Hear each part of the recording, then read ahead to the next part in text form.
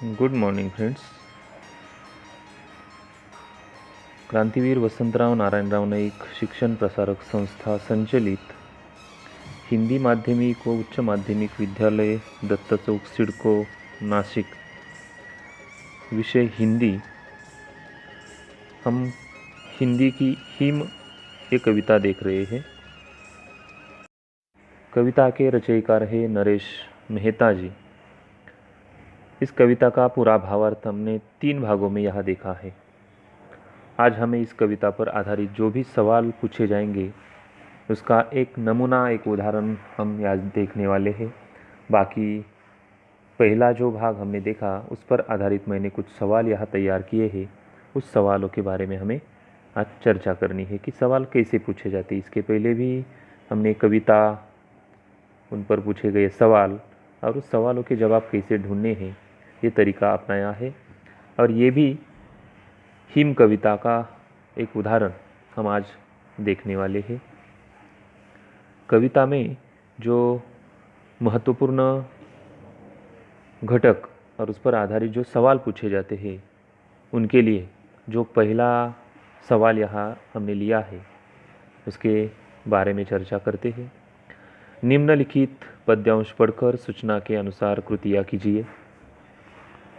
पहला सवाल यहाँ पूछा है कि एक शब्द में उत्तर लिखिए।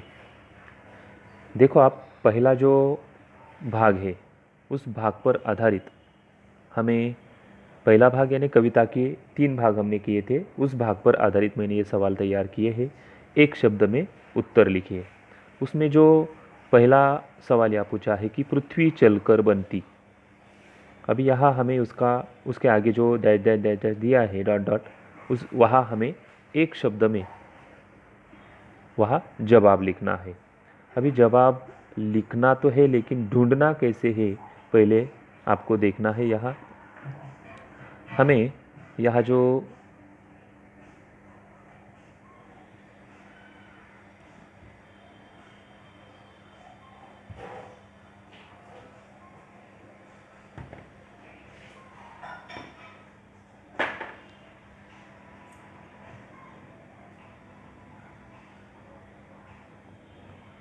ये जो कविता का पहला भाग हमें यहाँ देखने को मिला था, तो हम कविता भी देखेंगे और उस पर आधारित जो सवाल है उस सवालों के जवाब भी हमें यहाँ देखने हैं।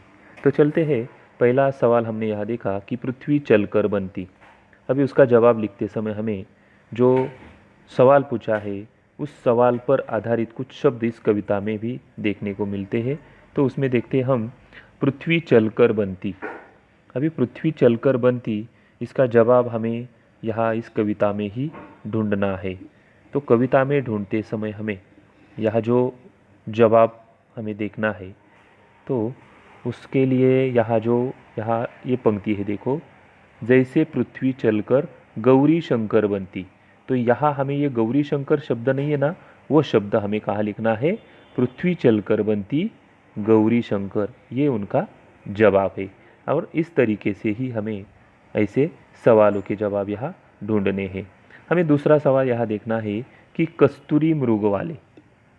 अभी कस्तूरी मृग वाले ये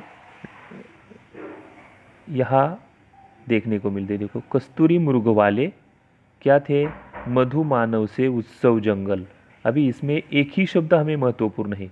कस्तूरी मृग वाले किसको उपमा दी है कि जिस जंगल में वो कस्तूरी यानी हिरन देखने को मिल रहे थे, वो जंगल के बारे में हमने यहाँ देखा है। तो ये जंगल इसका जवाब हो सकता है। आप पूरी पंक्ति भी जवाब में लिख सकते हैं, लेकिन ये शब्द उसमें होना उतना ही जरूरी होता है।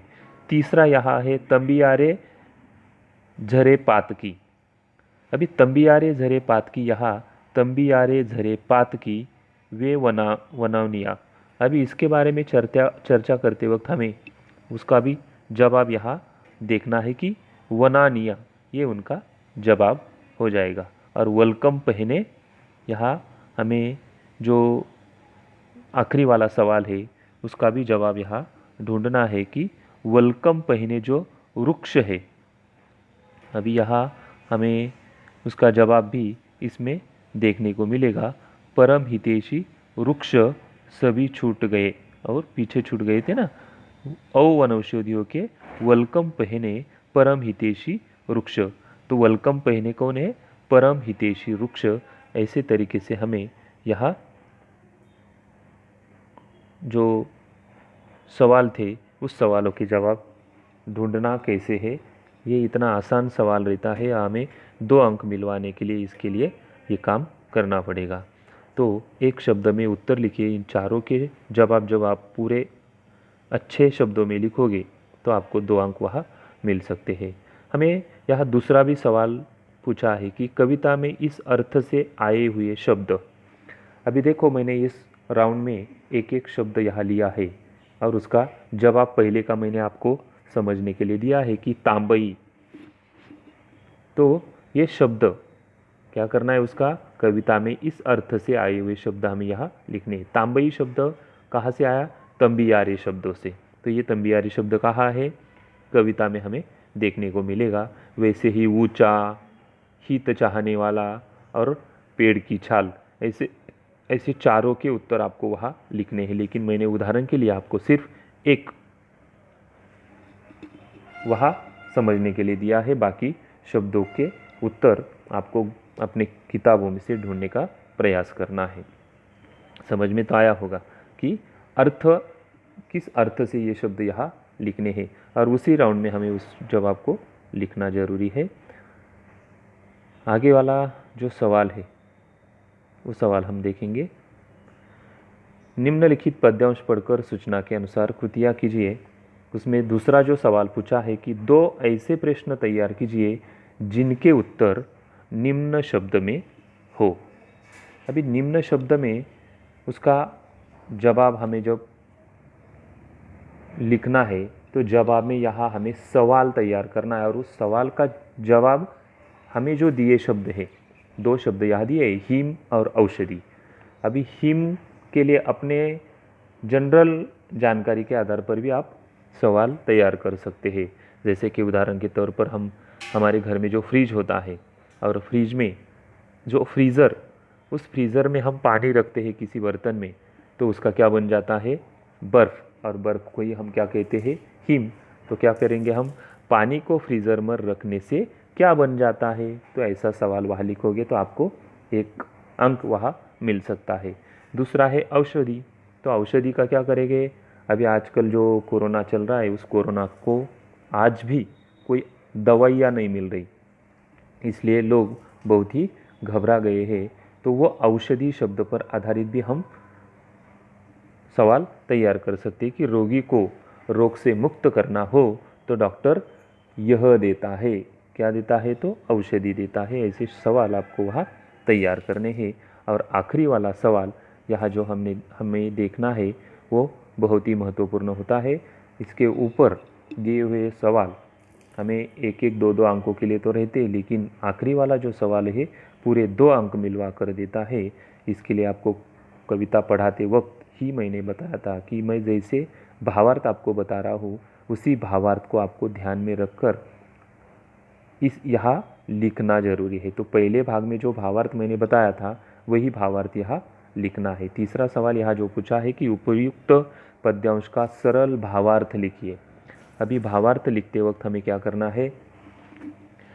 जैसे कि प्रस्तुत पद्यांश में हिम, इस कविता के जो कवि है नरेश मेहता जी, उस समय का वर्णन करते हैं कि जब पांडव अपना पूरा राजपाट का दायित्व या पूरा राजपाट राजा परीक्षित पर छोड़कर महाप्रस्थान के लिए निकल पड़े थे हिमालय की ओर, तब पांडवों ने उस महाप्रस्थान में जो भी अपने चलते समय महाप्रस्थान में वर्णन किया है, वही वर्णन नरेश मेहता जी यहाँ जो बताते हैं, वही भावार्थ यहाँ लिखने का आपको प्रयास करना है।